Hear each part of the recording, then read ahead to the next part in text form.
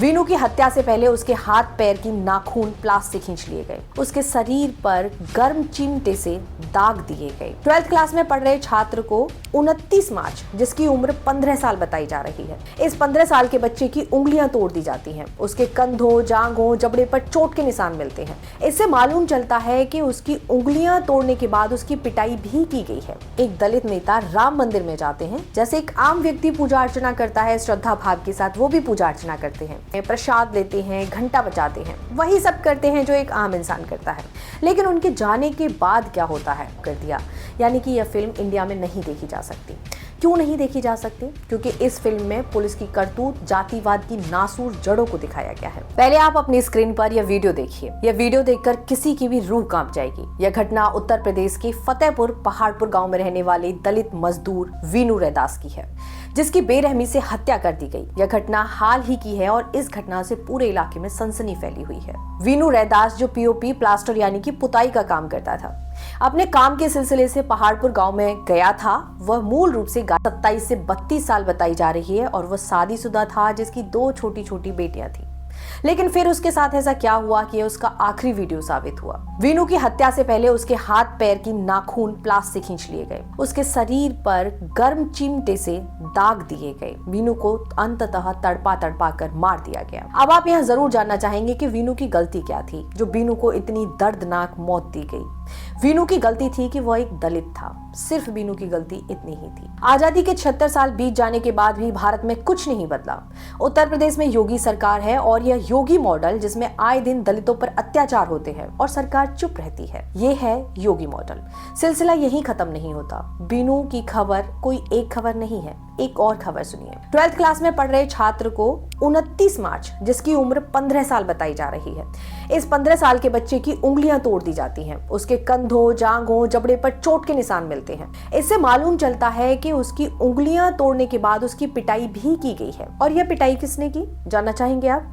यह पिटाई की उसके ही टीचर ने, यानी कि जिस स्कूल में पढ़ता था उसी के अध्यापक ने। विद्या के मंदिर कहे जाने वाले स्कूलों में आप भेदभाव देख सकते हैं। टीचर ही ऐसी मानसिकता से ग्रसित होंगे तो बच्चों को क्या सिखाएंगे? बच्चे भी यही सीखेंगे कि दलित के बच्चों को मारो। लेकिन टीचर ने उसके साथ ऐसा व्यवहार क्यों किया? सबसे बड़ा सवाल तो यही उठता है कि बच्चे की क्या गलती थी जो टीचर इतना ये सब करने के लिए मजबूर हो गया? तो टीचर ने इतना सख्त कदम इसलिए उठाया कि उस बच्चे को प्यास लगी थी और बोतल से पानी पीने की उस बच्चे ने कोशिश की थी। आप ऐसा बिल्कुल भी ना समझे कि सरकारी स्कूल होगा और सरकारी स्कूल में आए दिन ऐसी खबरें सुनने को मिलती रहती हैं। ये एक प्राइवेट स्कूल था, हायर सेकेंडरी स्कूल हरिपुर नाम के गांव में और जिला मैनपुरी।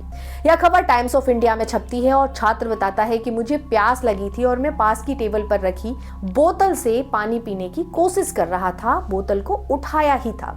जैसे ही मैंने बोतल को उठाया, मेरे टीचर मंगल सिंह साक्य बहुत गुस्सा हुए और जोर से चिल्लाकर बोले, तेरी हिम्मत कैसे हुई बोतल छूने की? अब यह बोतल भी अछूत हो गई। अब इससे पानी कौन पिएगा? बच्चों की छुट्टी हो गई, लेकिन टीचर ने स्टूडेंट को रोक लिया और उसे एक कमरे में बंद कर पीटने लगे। अदर बच्चों ने जब सुना कि बच्चे की पिटाई चल रही है, तब बच्चों ने कहा कि हम इसके पेरेंट्स को बता देंगे और वह जोर जोर से, लेकिन मंगल साक्य तभी नहीं रुका और वो और जोर जोर से उस बच्चे को पीटना शुरू कर देता है।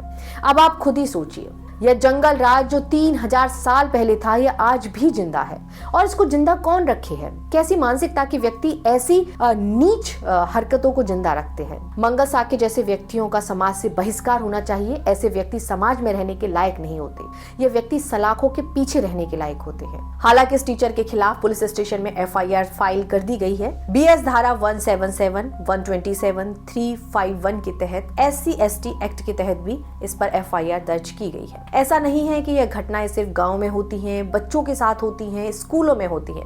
ऐसी घटनाएं आपको किसी भी क्षेत्र में देखने को मिल सकती हैं, चाहे आप कहीं जॉब में हो, चाहे आप अपने अड़ोस पड़ोस में हो, यहाँ तक कि आप राजनीति में भी ऐसी घटनाएं देखते हो। ये वीडियो देखिए। एक दलित नेता राम मंदिर में जाते हैं, जैसे एक आम व्यक्ति पूजा अर्चना करता है, श्रद्धा भाव के साथ वो भी पूजा अर्चना करते हैं। दिया जलाते हैं, आरती घुमाते हैं, चुनरी पहनते हैं, प्रसाद लेते हैं, घंटा बजाते हैं, वही सब करते हैं जो एक आम इंसान करता है। लेकिन उनके जाने के बाद क्या होता है, ये वाला वीडियो देखिए। मंदिर अपवित्र हो जाता है जिसे गंगा जल से पवित्र किया जा रहा है। आज तो सिर्फ मंदिर अपवित्र हुआ है क्योंकि संविधान का डर था। अगर संविधान नहीं होता तो क्या होता, आप जरा सोचिए। बाबा साहब हमारे लिए संविधान ही नहीं, हमारी आस्थाओं का ख्याल रखते हुए बेहद खूबसूरत बौद्ध धर्म भी हमें देकर गए हैं। तो हमें अपने धर्म का निर्वहन करना चाहिए, मंदिरों में जाकर अपनी बेइज्जती नहीं करानी चाहिए। हमें आजाद भारत में रहते हुए 70 बरस से ज्यादा हो गए हैं। नेता और धर्मगुरु हमें बताते हैं कि मुगलों ने हिंदुओं पर कितने अत्याचार किए, लेकिन कोई नेता, कोई धर्मगुरु हमें ये कभी नहीं बताता कि हिंदुओं ने हिंदुओं के ऊपर कितने अत्याचार किए। और ऐसी अधिकांश घटनाएं हमें देखने को मिलती हैं यूपी और बिहार के क्षेत्रों में, क्योंकि जातिवाद का गढ़ यूपी और बिहार ही बने हुए हैं। यूपी और बिहार के सीएम को ऐसी घटनाओं पर शर्म नहीं आती कि वह अपने राज्य के नागरिकों को सुरक्षा प्रदान नहीं करा पा रहे हैं। देश में जातिवाद का नंगा नाच चल रहा है। सरकार की आंखों के सामने ऐसी घटनाएं बार बार होती हैं। सरकार कुछ नहीं करती, बल्कि उल्टा इन घटनाओं को रफा दफा कर देती है। ऐसी घटनाओं को रफा दफा कर देने से और घटनाएं आमंत्रित हो जाती हैं।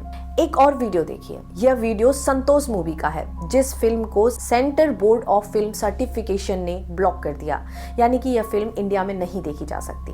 क्यों नहीं देखी जा सकती? क्योंकि इस फिल्म में पुलिस की करतूत, जातिवाद की नासूर जड़ों को दिखाया गया है।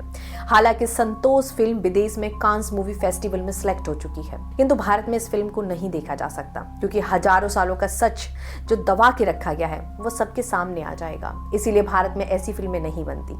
भारत में बनती हैं छावा जैसी फिल्में, और भारत में राज करता है 300 साल पुराना मरा हुआ औरंगजेब। रामनवमी पर अभद्र भाषा का प्रयोग किया गया। वही राम जो अपने पिता के एक बार कहने पर 14 साल के लिए वनवास चले गए थे। उनकी सभ्यता ये थी। लेकिन हम राम से क्या सीखते हैं? हम सीखते हैं गालियां। दूसरे धर्मों के सामने खड़े होके, दूसरी मस्जिदों के सामने खड़े होके गालियां दो। औरंगजेब की माँ की टेस टेस टेस। लेकिन सरकार को ये सब मंजूर है। दलितों के खिलाफ हिंसा मंजूर है, महिलाओं के खिलाफ हिंसा मंजूर है। किसी भी फिल्म में अगर सच को दर्शाया जाए तो उस फिल्म को ना दिखाया जाना मंजूर है। सरकार ऐसी घटनाओं को लगातार क्यों छुपाती है? क्या प्रशासन ऐसी घटनाओं पर कभी कोई एक्शन लेगा या कभी कोई एक्शन होगा? शायद आपको एक खबर याद हो, बलिया जिले में, जहां पर एक लड़की की हत्या कर लाश पेड़ पर लटका दी जाती है और प्रशासन बेशर्मी से 6 दिनों बाद कहता है कि लड़की ने YouTube देखकर आत्महत्या कर ली। इसकी आत्महत्या की वजह नहीं तलाशी गई, YouTube पर उसका ठीकरा मर दिया गया। मुझे लगता है कि अब प्रशासन भी YouTube देखकर ही काम करने लगा है। ऐसा बिल्कुल भी नहीं है कि बाबा साहब का लिखा हुआ संविधान SC ST के हितों के लिए काम करता है, बल्कि भारत के हर उस तबके के लिए काम करता है जो सताया हुआ है, जो कमजोर है। हर भारतीय को उसको अधिकार प्रदान करता है। भारत जैसे देश में SC ST कास्ट के लोग ही नहीं, महिलाएं भी असुरक्षित हैं। भारतीय संविधान महिलाओं को सुरक्षा के अधिकार देता है। भारतीय संविधान सभी गरीब लोगों को, भारतीय संविधान सभी को उनकी सुरक्षा के अधिकार देता है। बाबा साहब कहते थे कि तुम्हारी मुक्ति का मार्ग धर्मशास्त्र में, मंदिर में नहीं, बल्कि तुम्हारा उद्धार उच्च शिक्षा, व्यवसाय वाले रोजगार तथा उच्च आचरण व नैतिकता में निहित है। तीर्थ यात्रा, व्रत, पूजा पाठ व कर्म कांडों में कीमती समय बर्बाद मत करो। धर्म ग्रंथों का अखंड पाठ करने, यज्ञ में आहुति देने एवं मंदिरों में माथा टेकने से तुम्हारी दास्तान दूर नहीं होगी। तुम्हारे गले में पड़े तुलसी की माला गरीबी से मुक्ति नहीं दिलाएगी। काल्पनिक देवी देवताओं की मूर्तियों के आगे नाक रगड़ने से तुम्हारी भुखमरी, दरिद्रता, गुलामी दूर नहीं होगी। अपने पुरखों की तरह तुम भी चिथड़े मत लपेटो, दबड़े जैसे घरों में मत रहो और इलाज के अभाव में तड़प तड़प कर जान मत गवाओ। ईश्वर के भरोसे मत रहो। तुम्हें अपना ख्याल खुद रखना है। धर्म मनुष्य के लिए है, मनुष्य धर्म के लिए नहीं। और जो धर्म तुम्हें इंसान नहीं समझता वो धर्म धर्म नहीं, धर्म का बोझ है। जहां ऊंच नीच की व्यवस्था है वह धर्म नहीं, गुलामी बनाए रखने की साजिश है। इसी के साथ मैं लेती हूँ आपसे विदा। धन्यवाद। वीडियो को लाइक, शेयर, सब्सक्राइब जरूर करें और साइड में जो वीडियो आ रहा है उस पर क्लिक करके जरूर देखें।